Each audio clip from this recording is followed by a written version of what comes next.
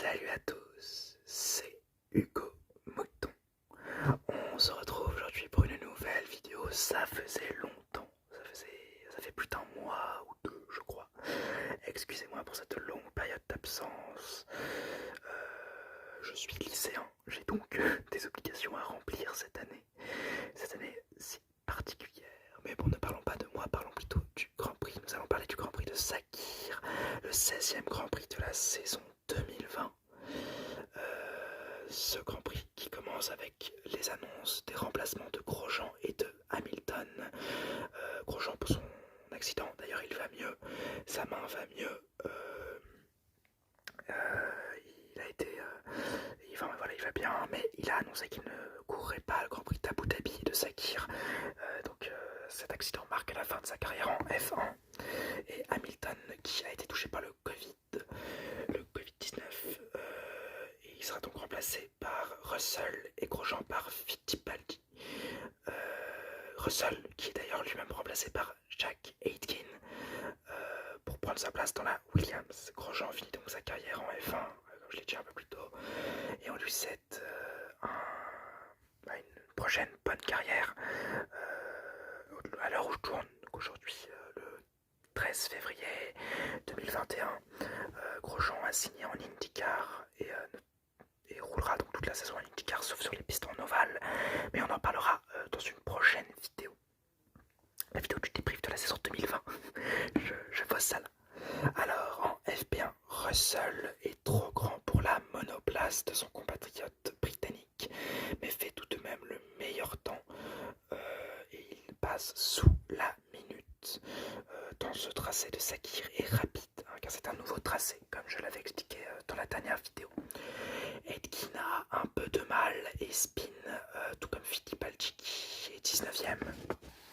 Le gros problème est ici le manque de place avec les voitures qui sont trop lentes à certains points plutôt dangereux, si deux voitures arrivent à pleine vitesse, c'est qu'il y a une voiture ralentie, ça peut créer des gros accidents et être dangereux. Et en fin de session, le rétroviseur droit de Gasly fait des siennes. Le français est d'ailleurs obligé de rentrer au stand en tenant son rétroviseur à 200 km/h. Normal pour un pilote de F1.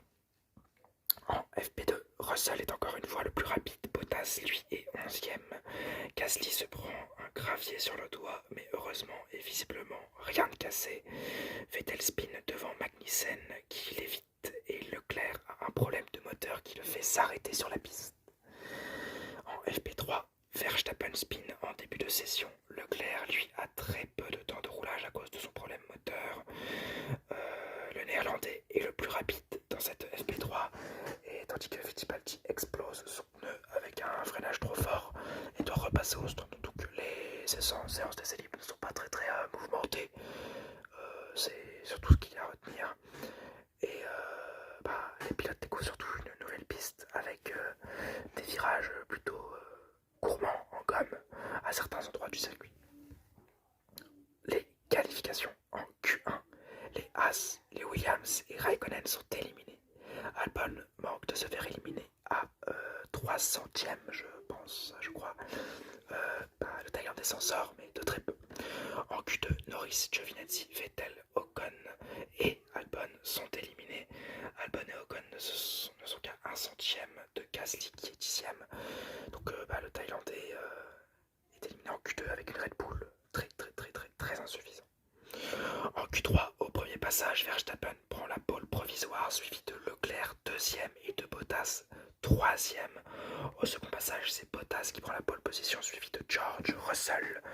Le Britannique nous montre son aisance sur ce tracé et surtout son aisance avec cette monoplace. Je vais vous donner la grille de départ. Bottas est premier, Russell est deuxième, Verstappen troisième, Leclerc quatrième, Perez cinquième, Kvyat sixième, il bat son coéquipier Gasly. Ricciardo est septième, Sainz est huitième, Gasly est neuvième, Stroll est dixième, Ocon onzième et douzième, Albon. Vettel est 13e, Giovinazzi est 14e, Norris est 15e, 16e, Magnussen, Latifi est 17e, Aitken est 18e, Raikkonen 19e et Fittipaldi 20e. Les deux rookies, Aitken et Fittipaldi s'en sortent plutôt mal. Hein. Aitken, Raikkonen qui a fait une sortie de route en Q1, ce qui a annulé son tour, mais bon, c'est pas fameux. Mais en même temps, est-ce qu'on peut leur demander d'être très fameux pour leur premier week-end de course? Ne soyons pas trop exigeants non plus. La course. Le départ est superbe pour George Russell qui prend la première place à Bottas. Raikkonen spin et au virage 3, Leclerc plonge sur Pérez, faisant sortir le Mexicain et abandonner Verstappen et lui-même. Le Monégasque provoque donc une safety car. Pérez rentre au stand et repart dernier 18e en tout cas. Tour 7, Sainz dépasse Bottas à la relance de la safety car, mais le Finlandais le redépasse après une sortie hasardeuse de l'Espagnol. Ce circuit est très rapide et tour 20, Albon et Pérez dépassent Norris dans le même virage. Belle remontée du Mexicain qui dépasse Albon un tour plus tard. Tour 55, Latifi abandonne sur problème moteur. Tour 56, Sainz pit sous safety car. Mauvaise décision stratégique de McLaren qui, voyant le pilote Williams rentrer, a cru à une intervention longue de la safety car qui n'aura pas duré très longtemps. Car tour 57, Pérez dépasse Stroll qui bloque les pneus, puis qui passe Ocon pour la 3e place. Quelle remontée de Pérez, vraiment magnifique. Tour 63, Aitken explose son aileron et provoque une safety car qui fait rentrer les Mercedes, les faisant s'embrouiller. Russell part avec les pneus de Bottas et Bottas repart avec ses anciens pneus après un arrêt interminable. Tour 64, Russell doit abandonner sa première place pour rechausser des nouvelles gommes. Pour remplacer celle de Bottas, il ressort donc 5e. Il peut encore faire un podium, il peut même encore aller chercher la victoire avec un Pérez qui a pris la tête mais qui est moins rapide. Tour 70, Russell dépasse Bottas dans un superbe mouvement et dans un virage très compliqué. Magnifique dépassement, je me répète, mais superbe. Comme nous dit Bottas, Jacques Villeneuve, mais la honte à Valtteri Bottas, qui effectivement connaît bien la monoplace que George Russell et pourtant se fait déposer par le Britannique. Tour 72, Russell passe Stroll pour la 3e place, il tient son podium, mais catastrophe. Tour 73, Russell qui est trop rapide pour Ocon prend la 2e place. Ce qui s'ensuit au tour 77 de Sainz, à part Sainz qui dépasse Bottas, les pneus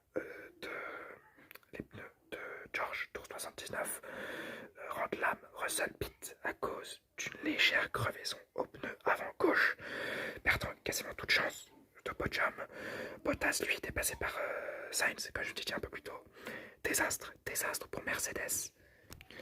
Désastre pour Mercedes qui profite tour 87 à Pérez qui gagne le Grand Prix de Sakir. Première victoire pour le Mexicain suivi sur le podium par Ocon et Stroll. Je vais vous donner la grille de départ. Pérez est premier, Ocon est 2e, Stroll est 3e, Sainz est 4e, 5e Ricciardo, 6e Albon, 7e Kvyat, 8e Bottas, 9e Russell avec le meilleur temps en course, que c'est dommage.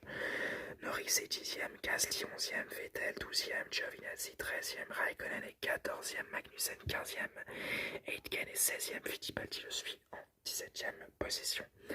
Latifi 18e, Leclerc 19e et Verstappen 20e DNF. Les enseignements de cette course qui m'ont fait voir de toutes les couleurs, on peut le dire. Hein. Bravo à Pérez. Je me répète souvent, je congratule, je dis souvent bravo au vainqueur de la course. Plus longue attente en F1, 190 Grands Prix pour le Mexicain, qui bat l'attente de Weber qui avait attendu 130 Grands Prix. Mais quelle belle histoire, hein. Lui qui se fait virer de Racing Point à la fin de la saison pour un Vettel qui est selon moi pas plus performant que lui, et surtout pour l'année prochaine, je pense pas qu'il sera plus performant que lui, qui remporte sa première course. On le sait aujourd'hui, il a signé chez Red Bull. On en fera une petite vidéo. Et on ne peut éclipser son coéquipier Stroll. Une saison bizarre à son image. Stroll est bizarre, c'est pas l'archétype du grand pilote de F1, mais avec sa pole, avec ses 2 podiums, avec son quasi-podium où ça, pas à Portimao, en Toscane, bah bravo à lui.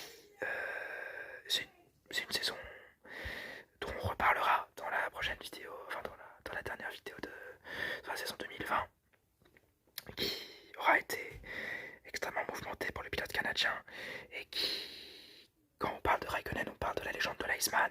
J'ai envie qu'on parle de la légende de Lance Stroll qui est une énigme. Ce mec est une énigme et pourtant il reste quand même un très bon pilote. Preuve de ça, il fait des podiums, il a failli remporter des courses, il fait des pole positions. Bravo à Lance Stroll pour ce nouveau podium. Ocon aussi, bravo, saison dure mais récompensée.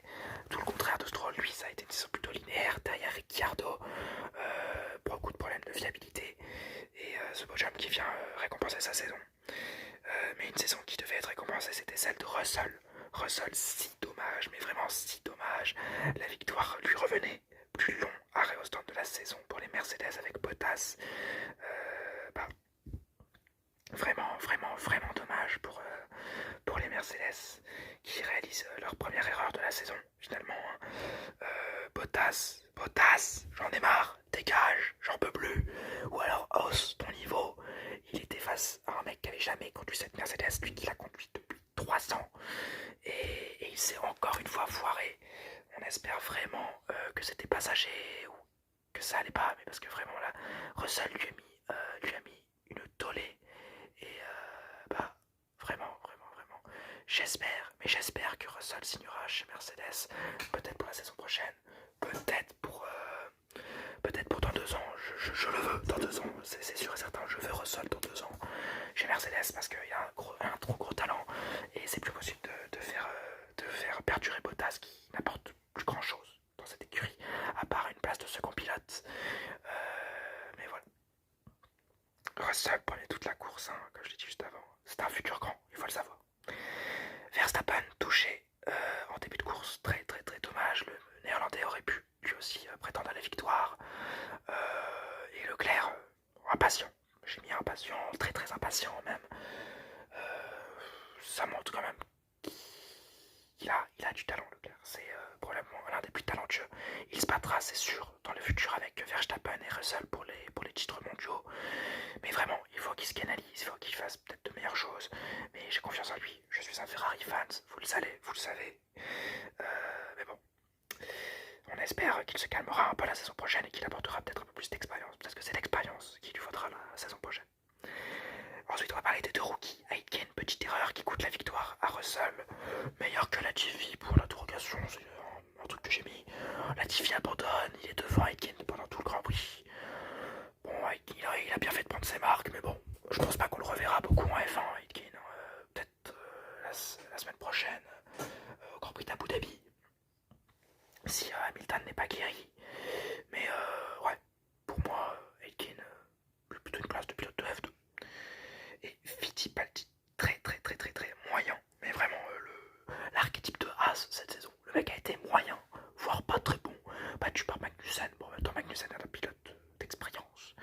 Et lui, par contre, c'est sûr, il sera là pour Abu Dhabi, donc on espère qu'il fera des meilleures choses à Abu Dhabi. C'est tout ce qu'on lui souhaite. Et enfin, on va terminer sur le Grand Prix en général, plutôt le circuit en général, qui est excusez-moi des bruits de moto, un circuit qui est très plaisant, très rapide, très mouvementé. Peut-être si on revient dessus, on pourrait peut-être mettre des petites restrictions sur par exemple les séances d'essais libres, les qualifications, pour éviter des trop gros packages de pilotes. Mais ça désavantagerait certains, donc dommage. Mais c'est un circuit que j'aimerais bien revoir au calendrier, qui est très mouvementé. Et bien, j'espère que cette vidéo vous aura plu. On se retrouve dans 2-3 jours pour la nouvelle vidéo sur le Grand Prix d'Abu Dhabi qui s'en suivra du débrief de la saison 2020 et de mes pronostics pour la saison 2021. j'espère vous avoir détendu. Le petit pouce bleu, le petit commentaire et le petit abonnement si la vidéo vous a plu.